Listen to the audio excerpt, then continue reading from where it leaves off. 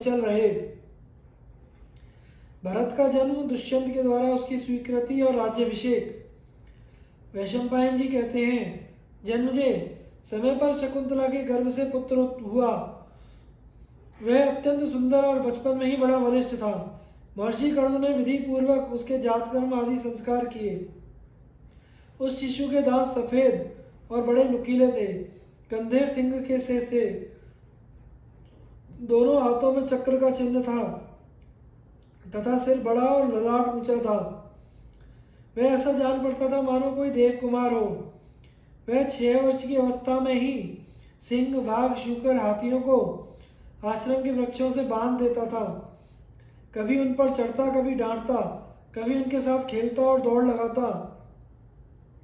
आश्रमवासियों ने उसके द्वारा समस्त हिंसक जंतुओं का दमन होते देखकर उसका नाम सर्वदमन रख दिया। वह बड़ा पराक्रमी, ओजस्वी, बलवान था।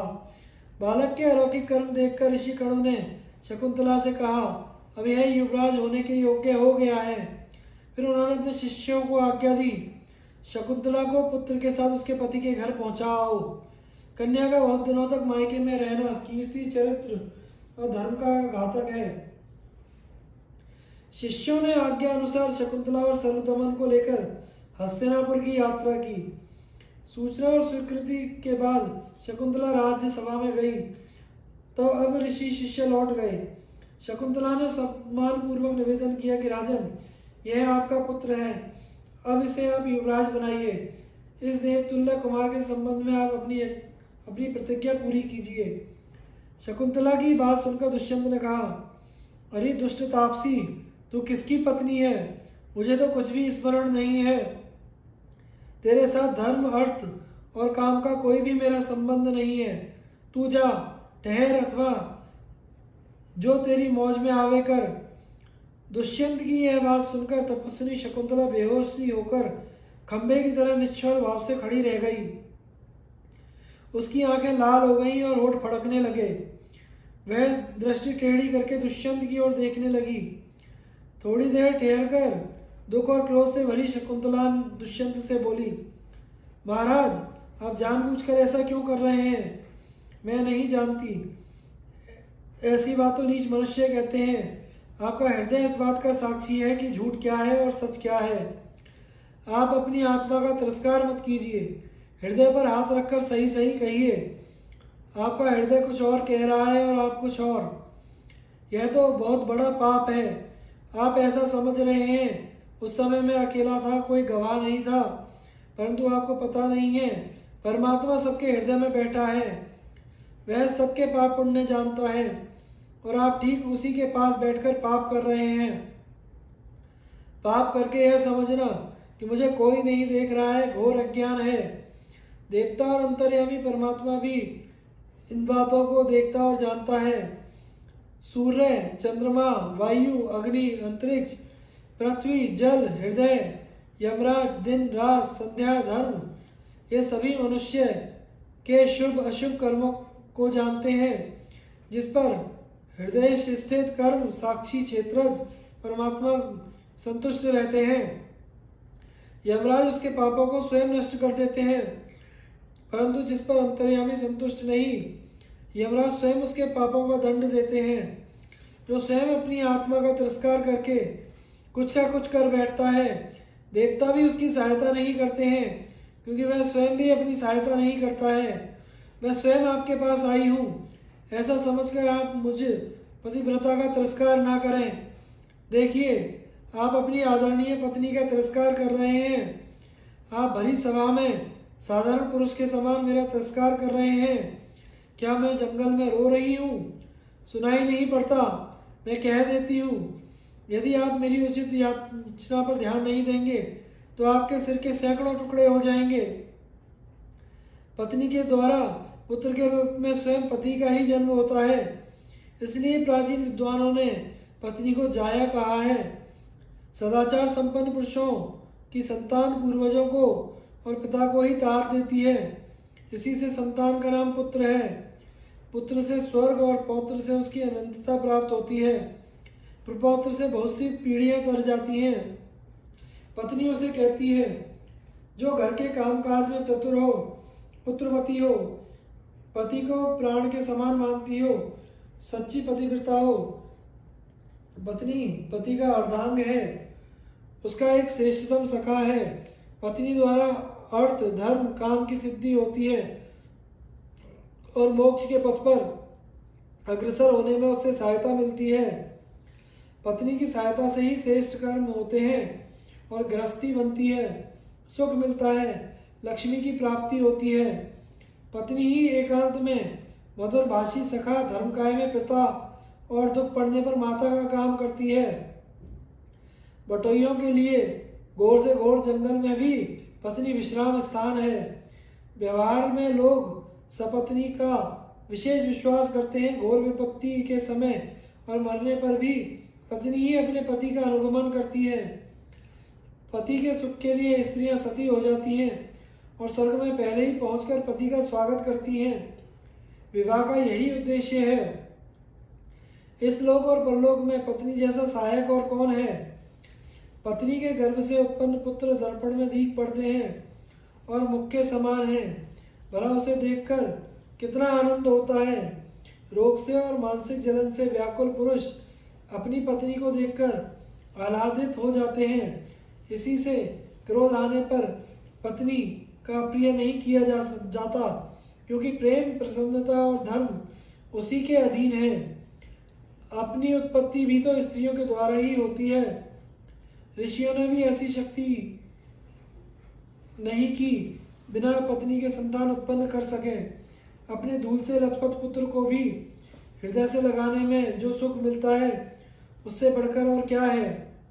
आपका पुत्र स्वयं आपके सामने खड़ा है, प्रेम भरी दृष्टि से देखता है, आपकी गोद में बैठने के लिए उत्सुक है। इसका तिरस्कार क्यों कर रहे हैं। चींटियां भी अपने अंडों का पालन करती हैं, उन्हें फोड़ती नहीं हैं। आप इसका पालन पोषण क्यों नहीं करते। पुत्र को हृदय से लगाने पर जैसा सुख होता है वैसा सुकोमल वस्त्र पत्नी अथवा जल के स्पर्श से नहीं होता है। यह पुत्र आपका स्पर्श करे। राजन, मैंने इस पुत्र को 3 वर्ष तक अपने गर्भ में धारण किया है। यह आपको सुखी करेगा।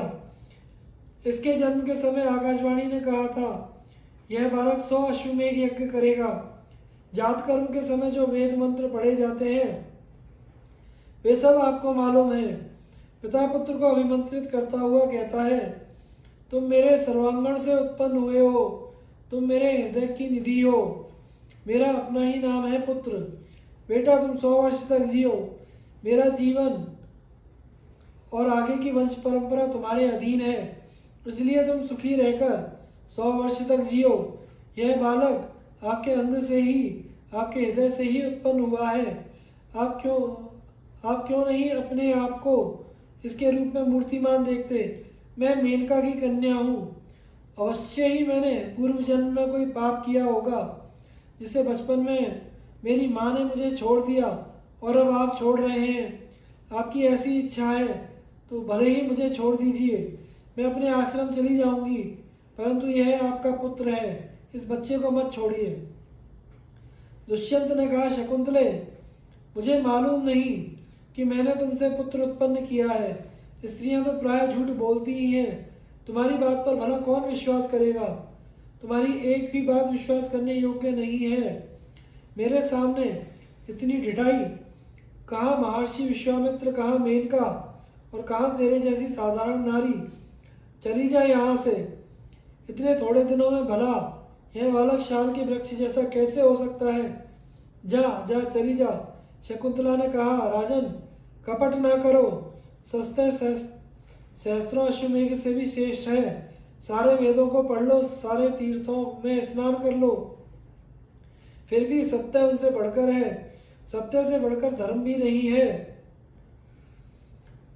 झूठ से बढ़कर निंदनीय कुछ भी नहीं है। सत्य स्वयं पर ब्रह्म परमात्मा है। सत्य ही सर्वश्रेष्ठ प्रतिज्ञा है। तुम अपनी प्रतिज्ञा मत तोड़ो। सत्य सर्वदा तुम्हारे साथ रहे। यदि झूठ से ही तुम्हारा प्रेम है और मेरी बात पर विश्वास नहीं करते तो मैं स्वयं चली जाऊंगी। मैं झूठे के साथ नहीं रहना चाहती। राजन, मैं कह देती हूँ, तुम चाहे इस लड़के को अपनाओ या नहीं, मेरा यह पुत्र ही सारी पृथ्वी का शासन करेगा। इतना कहकर शकुंतला वहां से चल पड़ी। इसी समय ऋत्विज, पुरोहित, आचार्य और मंत्रियों के साथ बैठे हुए दुष्यंत को संबोधित करते हुए आकाशवाणी ने कहा, माता तो केवल भांति के समान है। पुत्र पिता का ही होता है, क्योंकि पिता ही पुत्र के रूप में उत्पन्न होता है। तुम पुत्र का पालन पोषण करो, शकुंतला का अपमान मत करो। अपना औरस पुत्र यमराज के पंजों से छुड़ा लेता है। सचमुच तुम्ही ने इस बालक का गर्भाधान किया है। शकुंतला की बात सर्वथा सत्य है। तुम्हें हमारी आज्ञा मानकर ऐसा ही करना चाहिए। तुम्हारे भरण पोषण के कारण ही इसका नाम भरत होगा। आकाशवाणी सुनकर दुष्यंत आनंद से भर गए। उन्होंने पुरोहित और मंत्रियों से कहा, आप लोगों ने अपने कानों से देवताओं की वाणी सुनी। मैं भी ठीक ठीक यही जानता हूँ और समझता हूँ कि यह मेरा पुत्र है। यदि मैं केवल शकुंतला के कहने से ही इसे स्वीकार कर लेता तो सारी प्रजा इस पर संदेह करती और इसका कलंक नहीं छूट पाता। इसी उद्देश्य से प्रेरित होकर मैंने ऐसा दुर्व्यवहार किया। अब उन्होंने बच्चे को स्वीकार कर लिया और उसके संस्कार कराए। उन्होंने अपने पुत्र का सर चूमकर उसे छाती से लगा लिया। चारों ओर आनंद की नदी उमड़ आई। जय जयकार होने लगे। दुष्यंत ने धर्म के अनुसार अपनी पत्नी का सत्कार किया और सांत्वना देते हुए कहा, देवी, मैंने तुम्हारे साथ जो संबंध किया था वह किसी को मालूम नहीं था।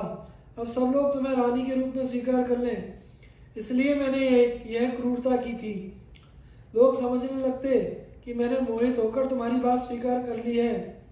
लोग मेरे पुत्र के युवराज होने में भी आपत्ति करते। मैंने तुम्हें अत्यंत क्रोधित कर दिया था, इसलिए तुमने प्रणय कोपवश मुझसे जो अप्रिय वाणी कही है उसका मुझे कुछ भी विचार नहीं है। हम दोनों एक दूसरे के प्रिय हैं। इस प्रकार कहकर दुष्यंत ने अपनी प्राण प्रिया को वस्त्र, भोजन आदि से संतुष्ट किया। समय पर भरत का युवराज पद पर अभिषेक हुआ। दूर दूर तक भरत का शासन चक्र प्रसिद्ध हो गया। उसने राजाओं को जीतकर वशवर्ती कर लिया और संत सम्मत धर्म का पालन करके और उत्तम यश लाभ किया। सारी पृथ्वी का चक्रवर्ती सम्राट था। उसने इंद्र के समान अनेकों यज्ञ किए। महर्षि कर्ण ने भरत से गोवितत नामक अश्वमेघ यज्ञ कराया। उसमें यूं तो सभी ब्राह्मणों को दक्षिणा दी गई, परंतु महर्षि कर्ण को सहस्त्र पद्म मोहरें दी गई। भरत से ही इस देश का नाम भारत पड़ा। वे ही भरतवंश के प्रवर्तक हुए। उन्हीं के नाम से पहले और पीछे के राजा भारत नाम से प्रसिद्ध हुए। उनके वंश में अनेकों ब्रह्मज्ञानी राजर्षि हुए, जिनके नाम गिनाने भी कठिन हैं। मैं केवल मुख्य मुख्य सत्यनिष्ठ और शीलवान राजाओं का ही वर्णन कर सकता हूँ।